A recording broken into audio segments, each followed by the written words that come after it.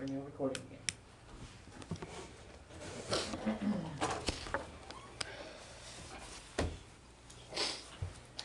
Wait on it. I have a couple of trees. We went out and took a tour.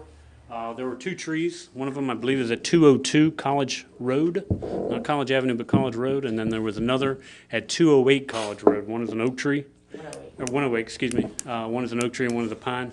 It's my opinion that they're both on town right away, and I would request authorization or a recommendation to the full council to remove both trees.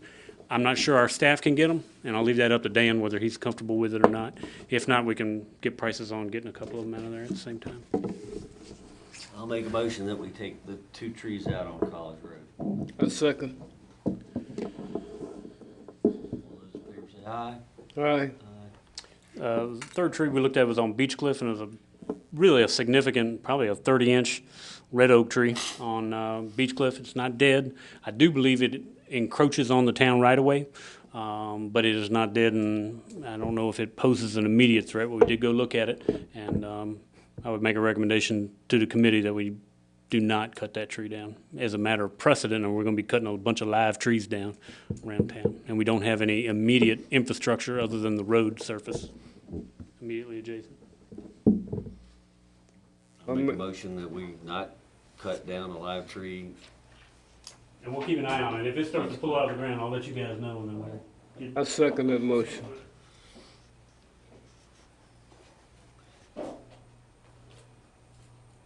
All ayes? All in favor say aye. Aye. Private ditch on Sixth Street. I think at this point, I think could be a pretty expensive project, and I think it is a precedent setter, because I think there's other folks who are in line, perhaps even before Ms. Blevins came to us about pipes. And I think what the street committee may want to do, if you do have some interest in working on private property, is create a town-wide policy where you would be comfortable doing it. In the meantime, I'll also look to see if there was ever any kind of easement between the Whitehurst and the town about the install. I've never seen one, and but I'll go back to the archives and look to see if there's anything in there that does bind the town with any kind of a maintenance. But like I said, I think the town just put in pipes years ago. When people paid the money for the pipe, the town would install them. I did many myself when I was working for Larry. So I'll do the research on the easement, and in the meantime, I think working with Ms. Blevins would be easy because she's a very nice person, and I think that we see some issues. I think you just need to know what's coming next, and next, and next.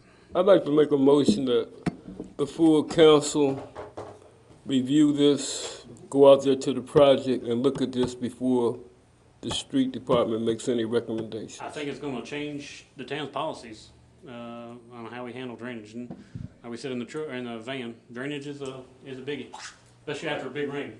People will. I'll second that motion. All in favor signify by saying aye. Now, I do have a question in regard to those types of things. When it comes to a safety issue, do we throw out the window that it's on private property? We have, Even though within the it's town past, in the past, 6-8 years, yeah. Since I've been here, we really haven't been going on private property much. Without, Ms. Grubbs was probably the most significant one that I can remember, and I don't really know what that justification was. I think it was brought to us by, I think Mr. Eden brought that one up, and, With her yard sinking, if that was to just fall in, and it's the town's pipe that broke, that's still on her. Because if there's no easement, I don't know how it's the town's pipe though. I don't know how they can link that back to the town. Something is happening to Joyce World. No, that one's fine. Miss Blevins has a little bit of sediment in there. it's caving in, it's gonna get worse. I can address it with Tessie and see what her recommendation on any of these council-related, the driveway or any kind of a tree or any of those kind of things. I'll get Tessie to give us a clear opinion on it. We didn't, I mean, us two have went out there and we see that it's a big problem. Oh, yeah. And let's face it, something's gonna have to be done, regardless. If she has to do it, if the town has to do it, something's gonna have to be done. I mean, she's pointed out that her yard is sinking, It is. but Right, and she didn't ask to have that pipe put in her yard, you know? That's where I see the difference. I don't know what the motivation, but I dare say the Whitehurst were If my involved. yard caves in and it's just because there's an underground spring, then that's on me. But if it caves in because it's your pipe running through my yard, I got a problem with that. If that was my yard, I'd be in here bitching about it too. I'm not saying she's wrong, I'm really not, it's just, Can we label this project as priority, or how can we put this to the I front? mean, how can we I can get take the council members, so you don't have to call another meeting. I can call individual, I already gotta take Sheila to go look at it. I can call individual council members, I'm sure Eric has been over there. And, take individual council people over there before the next council meeting and say, this is what we got. I mean, you already got 3, then you'll have a 4th. Like I said, I'm certain Eric has been over there. And, I'll carry everybody one at a time and go over there and look at it. And then maybe by the next council meeting, everybody have a feel for Ms. Blevins' plight. Okay, if that's good with you, that's what I'll do. Yeah. I think that's what needs to happen. Yeah, I can call the mayor. I mean, I'll call the mayor and offer to him if he's got time, right over there. He may have already been over there to look at it. I don't know. And I know Sam had been over there several times with her. Okay. Good. That's what we'll do. We all good? Anything else? Can we also put into these minutes that we need to take a look at the policy we got adopted now as far as going on private land? And culvert policy, I'll make a copy or email everybody, the whole council, a copy of that culvert policy too. And can That's we, in place now. It's been probably 2 or 3 years ago we adopted that thing. And it required more citizen participation on town right away. Okay, like on Second Street, that policy required, and we asked for a waiver of that policy. So it's pretty strict. I mean, it puts the cost and the onus on the property owner. And I'll get a copy to everybody. I'm happy to do it. But I do think the whole council needs to take a look at that policy and see if that's something they want to stick with. that's what I was saying. Y'all gonna get the, I mean, it's a big deal now. Yeah, And it's I expensive don't deal. know, yeah, I don't know that we can afford to open that door. I mean, I'm just saying, because I'm sure, like me myself, I don't know the real get-go, you know. Only thing I'm saying is I think every council member should be aware of what's in it. That's what I'm saying. And they may not. Not to open a keg of worms, no, just so everybody's on the right kind. Because you might come up here one night and you say, this is what we got over here. So what I'm saying is every council member should be on the same accord when it comes down. That's all I'm saying. Not to open up a keg of worms, but just so everybody knows what's happening when you come up here and you say, well, this is what we got at Miss So-and-so I'll house. send a copy of the policy out to everybody and let them know that Right. I'd like to take individual members over to Ms. Blevins' Right. house. And if they'd like to join me, please let me know. And what I'll do as well, if you'd like, when, in this section in the minutes, when we put it in the council packet, I'll include a copy of the code policy as well, Right. so it'll be in everybody's Then packet. that way everybody know what's going on.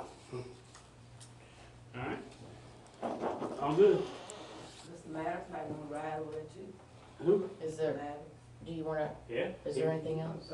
I just give you a briefing. We still expect Colony Construction to come one more time for either a day or 2 days to do Dinwiddie Avenue, portion of Broad Street there in front of the furniture store, in front of Picker's Place. They promised me one more day to come in and do those little things. So Okay, what about Mini Market? that's what I'm talking about, Dinwiddie Avenue. Okay. Yeah, that's a terrible spot. And I don't know when he's coming. I hope he's coming soon because it's seasonal. You know, yeah, cut off they're at a gonna certain shut time it when it gets too down cold. here in the next, He's promised he's couple coming. weeks. You know, worst case scenario, we just have to pack those millings in there and just make it work. But he said he's coming back one more time. We hope that's the case. I expect that to be the case, and I talked to Matt Stone, who's their estimator and project manager, about a week ago. And so the patching over by the school, that's not gonna be done until the spring, right? The sidewalks and things. Yeah, over by the school. My personal opinion, I think we'll get the drawings downloaded this week. Remember at the last council meeting, I reported that they had submitted the plans. This is federal. I don't think it'll be completely done until spring with the paving. I don't think we'll ever get, even if they, during the winter months, we can do the concrete, I don't think the paving will be done until, yeah, They they get won't more. crank back up that's a again. guarantee. I know we've already missed that. You But the concrete can be done during the winter. We get warm enough weather, I think we can do it. know, And not put any road salt on it. when it's real green. If you go down on South Main Street, you ever see where it's kind of spalling up in places? Put roadside, it was green concrete, and we hit it with that salt. And it came up and spot. Speaking of that, I was, the next street up where the barber shop is, what street is that? Or Maple Street. Maple. That sidewalk, man, that thing is bad. Terrible. I mean, it's at an angle and it's all. Well, the one that's adjacent to the building. Is that plan, are we have a plan, is that in the plan to redo that at any Well, time soon? all right, I'll go back to it. And I've talked to you a little bit about High Street. I had some folks that say, man, the sidewalks on High Street across from Arlene Harris are bad. They're terrible. No doubt. High Street sidewalks stink. And I think some folks are saying, well, fix what you got before you build any new.